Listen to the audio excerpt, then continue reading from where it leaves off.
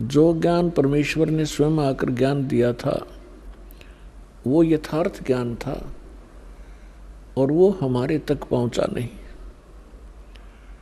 उसके विपरीत पूरे मानव समाज को, पूरे विश्व में यहाँ के भगवान ने, यहाँ के मालिक ने, स्वामी ने, सरपुरुष ने सबको भ्रमित कर रखा है। ऐसी साधनाएं करवाई जा रही हैं जिनसे मोक्ष कभी नहीं हो सकता और ना ही जीव का कल्याण हो सकता। हम ऋषि महर्षियों की महिमा सुना करते थे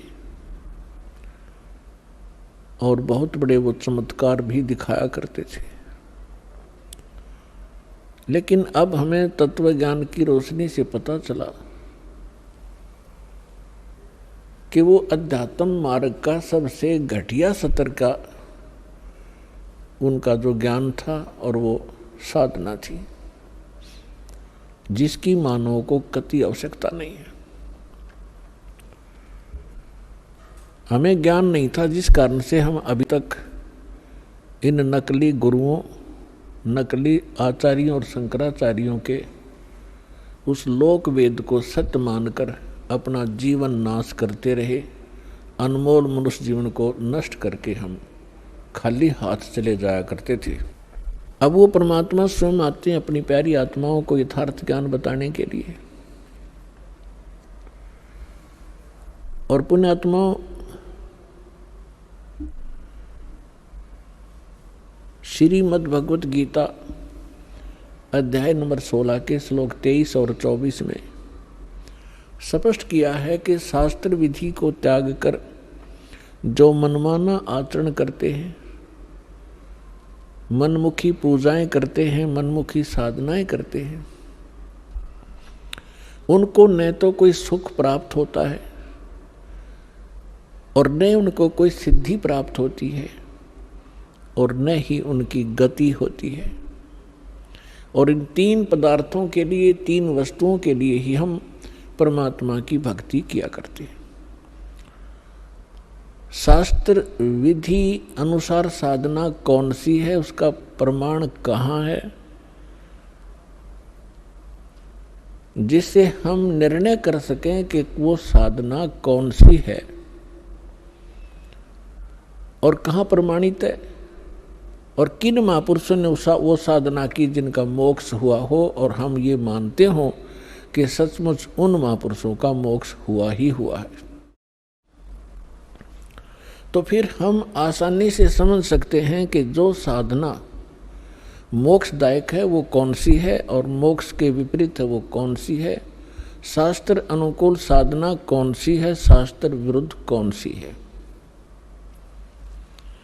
जब तक हमें स्वयं ये निर्णय नहीं होगा कि शास्त्र अनुकूल साधना कौन सी है और शास्त्र विरुद्ध कौन सी है, तो तब तक हम जो भी साधना कर रहे होते हैं उसी को सत्य मानते हैं, क्योंकि उसी समुदाय में जिसमें हम रह रहे होते हैं, चाहे हम किसी धर्म अक्षेत्र में रह रहे हों या हम किसी संत गुरु के शिष्य बनकर अपनी भक्ति साधना कर रहे हों, तो वहाँ जितने भी आपको मिलते हैं, अनुयायी मिलते हैं, धर्म के अनुयायी मिलते हैं या उस संत जिसके आप अनुयायी शिष्य बने हो उसके जो अनुयायी मिलते हैं, वो सभी वही साधना कर रहे हैं और सभी सेट हो जाते हैं कि यही ठीक है, क्योंकि सभी कर रहे हैं।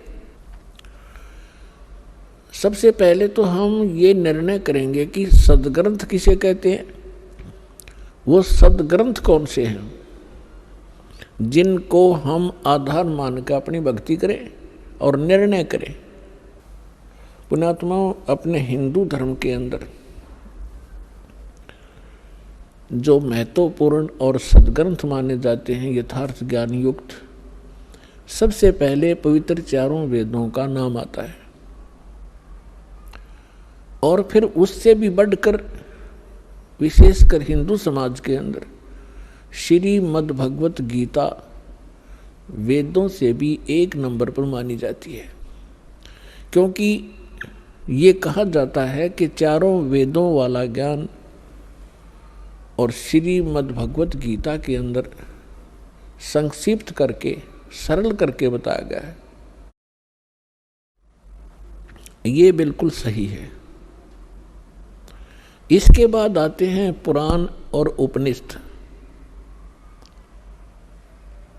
पुराण क्या है, उपनिषद क्या है और वेद और श्रीमद् भगवत गीता क्या है, ये हमने समझना पड़ेगा।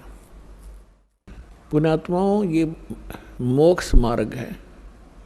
ये मनुष्य जीवन बहुत अनमोल है। मानव को अभी इसकी कीमत का ज्ञान नहीं है, केवल सुनते सुनते हैं कि मानुष जन्म बड़ी मुश्किल से प्राप्त होता है, बड़ा सुदुर्लभ है और इसको ऐसे व्यर्थ नहीं करना चाहिए। लेकिन इस तत्व ज्ञान से आपको वास्तविकता का पता चलेगा कि सचमुच ये कितनी कीमत है इसकी। और जिस समय आप इस तत्व ज्ञान के आधार से मनुष्य जीवन की कीमत को समझोगे, जिस प्रकार अब भारत का या पूरे विश्व का बच्चा ये चाहता है और सभी समाज भी चाहता है कि बच्चे बेटे और बेटियां सभी शिक्षा ग्रहण करें और कितना ही पैसा हमारा लगे ये शिक्षित हों।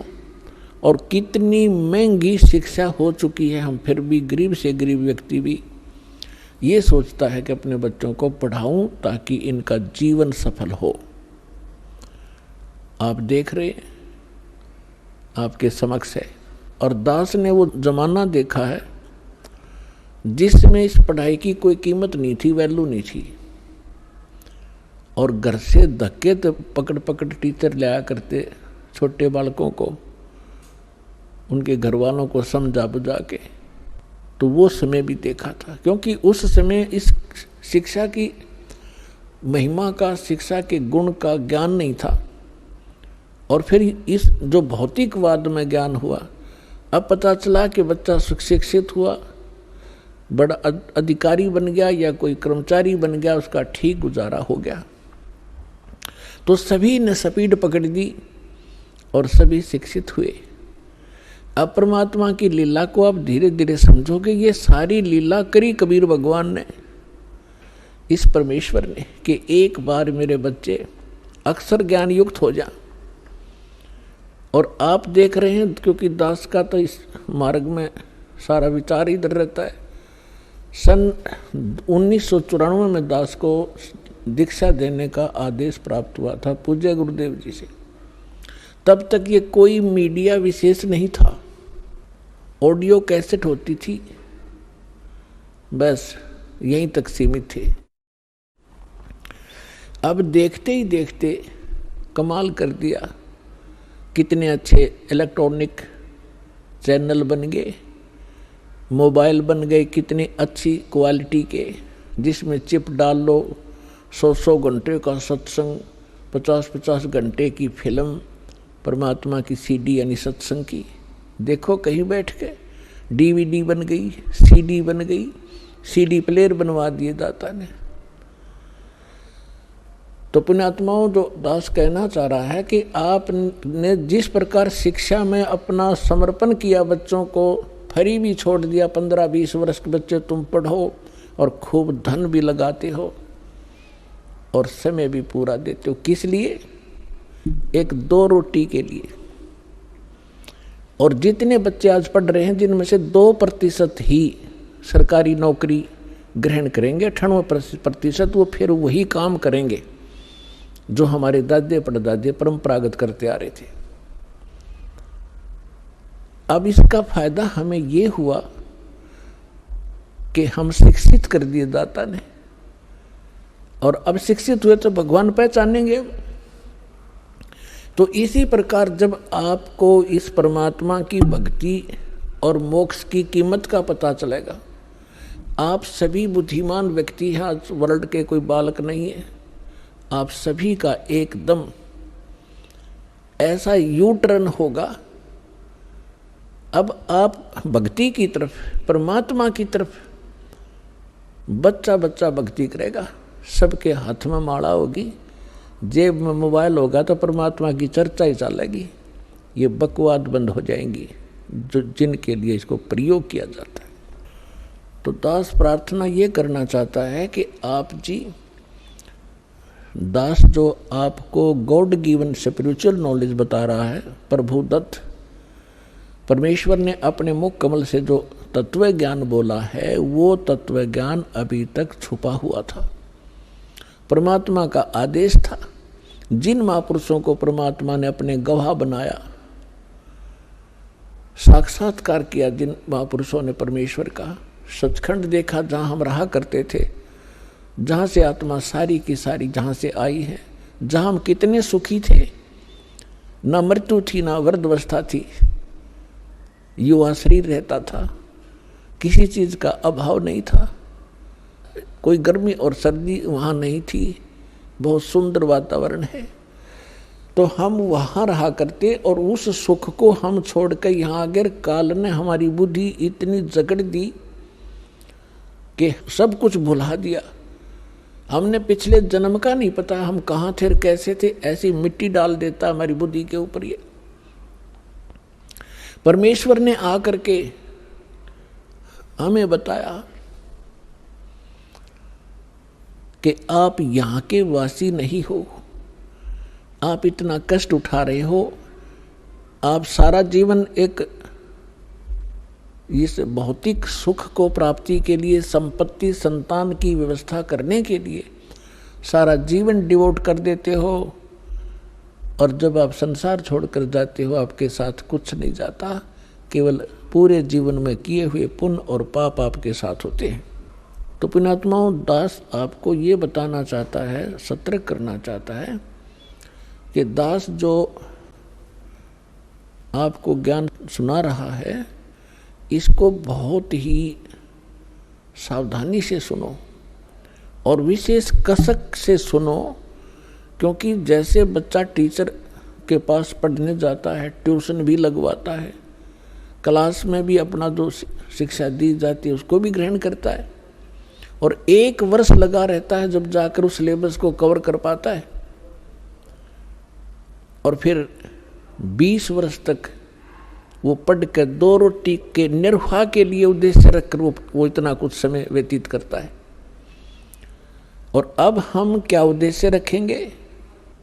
परमात्मा प्राप्ति, भगवान की भक्ति और शिष्टाचार, नेक नीति से रहना।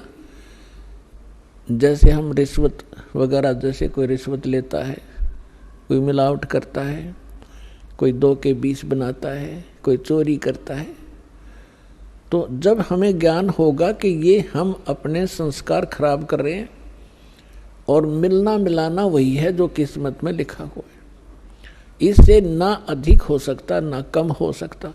यदि हम 2-5 करके कोई 2-4 लाख रुपये की मार लिया, हाथ दाव लगा लिया अपनी नकली सूझबूझ से, तो फिर ऐसा झटका लगेगा मनमाने कोई चोरी हो जा या कोई बालक बीमार हो जा, 2-3 लाख रुपये भी लग जाए और बच्चा भी मर जाता है, तो वो पैसा तो रहा नहीं, वो पाप कर्म ज्यों के त्यों रह गए जो उस पैसे को कमाने के लिए वो तगड़मबाजी करी थी।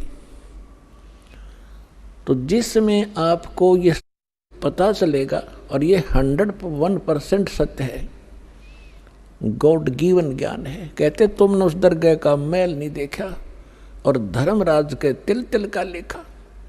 एक पाई पाई का हिसाब है उस सच्चे दरबार में, क्योंकि आपने वो जगह देखी नहीं, देखी है तो आपका याद नहीं। और परमात्मा का भेजा हुआ संत, उस मालिक का दास, उस परमेश्वर का कृपा पात्र, उस परमात्मा से प्राप्त ज्ञान को ही आप तक पहुंचाता है। अपनी तरफ से वो कुछ मिलावट नहीं करता है, और वो ज्ञान ही आपको सुख देता है। वो परमात्मा का विधान होता है। उसको जानने के बाद फिर आप की ऐसी स्थिति हो जाएगी जैसे श्रीमद् भगवद गीता अध्याय नंबर 7 के श्लोक नंबर 29 में 29 में कहा है कि मैं जो बता रहा हूं कि तत्वदर्शी संत की खोज करो, और तत्वदर्शी संत की प्राप्ति के उपरांत परमेश्वर के उस परम पद की खोज करनी चाहिए, जहाँ जाने के बाद साधक फिर लौटकर कभी संसार में नहीं आती। तो वो क्या बताना चाहता है कि गीता ज्ञानदाता कहता है कि यथार्थ ज्ञान तत्वदर्शी संत बताते हैं, उनसे सुनो। तो यहाँ 7वें अध्याय के 29वें श्लोक में कह रहा है कि मेरे इस ज्ञान को जो आश्रय कर लेता है और तत्वदर्शी संत की खोज कर लेता है, और वो व्यक्ति उस तत्वब्रह्म से और सारे अध्यात्म ज्ञान से और सभी कर्मों से परिचित हो जाता है। और वो व्यक्ति जो तत्वब्रह्म से परिचित है, सभी कर्मों से परिचित है, पूरे अध्यात्म ज्ञान से परिचित है, वो केवल जरा और मरण से छूटने का ही प्रयत्न करता है। जरा मीन वृद्ध अवस्था के कष्ट से और मरण माने मृत्यु, इस दीर्घ रोग के निवारण के लिए ही, इससे मोक्ष प्राप्ति के लिए, छुटकारा पाने के लिए ही प्रयत्न करते हैं। तो वो व्यक्ति तत्वब्रह्म से परिचित है, सारे अध्यात्म ज्ञान से परिचित है और सभी कर्मों से परिचित है।